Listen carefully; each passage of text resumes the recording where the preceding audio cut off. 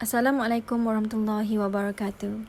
My name is Wansha Fazalaika binti Wan Safriazan, and today I want to present a global marketing and global consumer.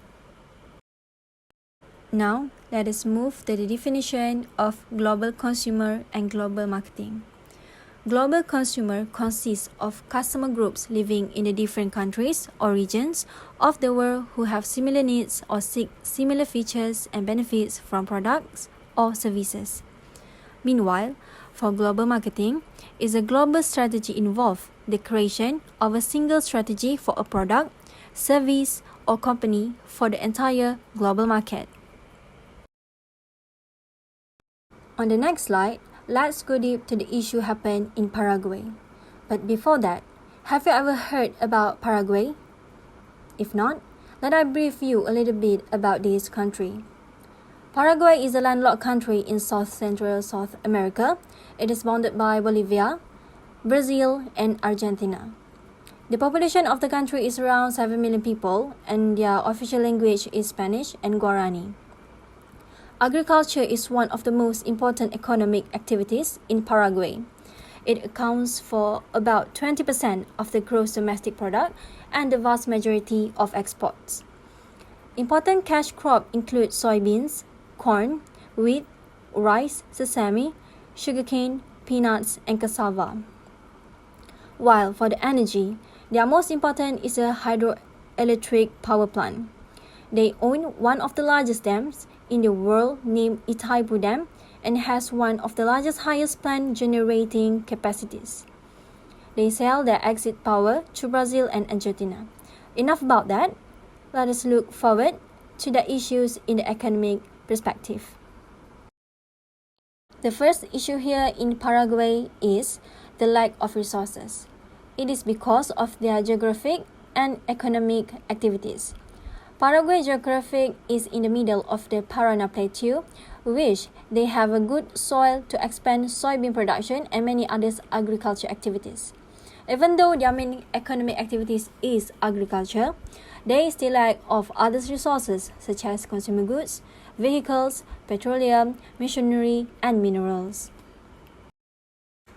Last year, a study conducted by CAP, Paraguay Advertiser Chamber, and Metro Market Research in Asunción asked nearly 2,000 Paraguayan consumers which brands they recall, use, or preferred the most. One of the brands the most preferred for the automobile range is Toyota. The product of Toyota has been the highest selling in Paraguay is Toyota Hilux. It is because nearly 40,000 of the population are involved in agriculture, and Toyota Hilux is one of the best choices that fits with their activities. Toyota Hilux is built on a steel frame and can hold up to 1,450 kg of load. The four-wheel drive Toyota Hilux has protection plates in the bottom to protect the major components. To blend with economic activities and demand in Paraguay, Toyota see the opportunity to export their products to Paraguay. The exporter of Toyota is from Thailand, Dubai, Australia, United Kingdom, and New Zealand. The next P is price, which at Jim Autos, or known as Toyota, Thailand, Dubai, Australia, New Zealand, and United Kingdom offer the cheapest price in the world. This can be related to the population of Paraguay that are 30 to 40% is poor, and in rural areas, 41.2% of the population lacks the monthly income to cover basic necessities. So, it is good move for Toyota to become an ideal automotive for the family in the Paraguay. Next is plates. Toyota focusing their market in Chaco, Asunción, Itapua, Alto Paraná, as this place is where the agriculture activity is done. Lastly is promotion. Toyota advertise Hilux on the television, billboard, and newspaper.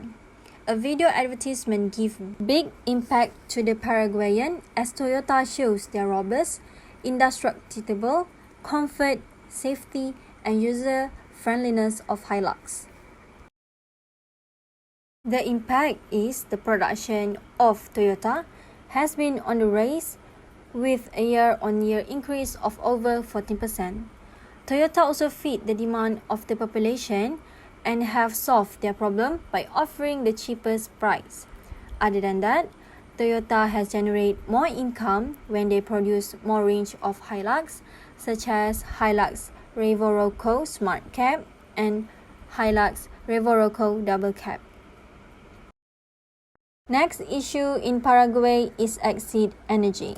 As I told you earlier, Paraguay has one of the largest dams in the world. But then, the population is too small that the hydroelectric power can supply. The capacity of the plant is 14 gigawatt with 20 generating units providing 700 megawatt each with a hydraulic design height of 118 meters. Now, let's see the 4 pieces of Itaipu Dam power plant that owned by Paraguay government. The products that they sell is electricity. They export their exit energy to the Brazil and Argentina, which is approximately 800 kilometers long from the Itaipu Dam. Then, the price of electricity is 55% cheaper when made by the Itaipu Dam than the other type of power plants in the area. The promotion made by the Itaipu Dam power plant is by negotiation. The Atado Iguachu was signed on July 1966 by the Brazilian and Paraguayan Ministers of Foreign Affairs, Jureci Magalhães and Raul Sepena Pastor.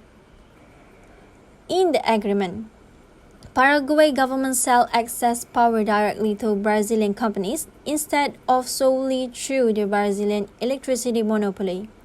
Then, an important diplomatic settlement was reached with the signing of the Acordo Tripartite by Brazil, Paraguay, and Argentina on October 1979.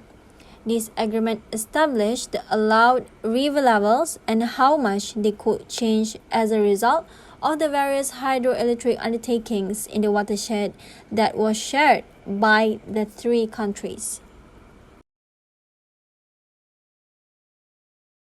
Now, the last slide is the impact of the Itaipu Dam is when construction of the dam began, approximately 10,000 families living beside the Paraná River were displaced because of construction. Moreover, global warming emissions are produced during the installation and dismantling of hydroelectric power plants. Large-scale hydroelectric plants built in semi-arid regions are also modest. Approximately 0.06 pounds of carbon dioxide equivalent per kilowatt hour have been released.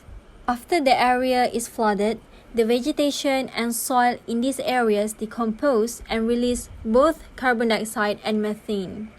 Lastly, is the impact on the aquatic ecosystem.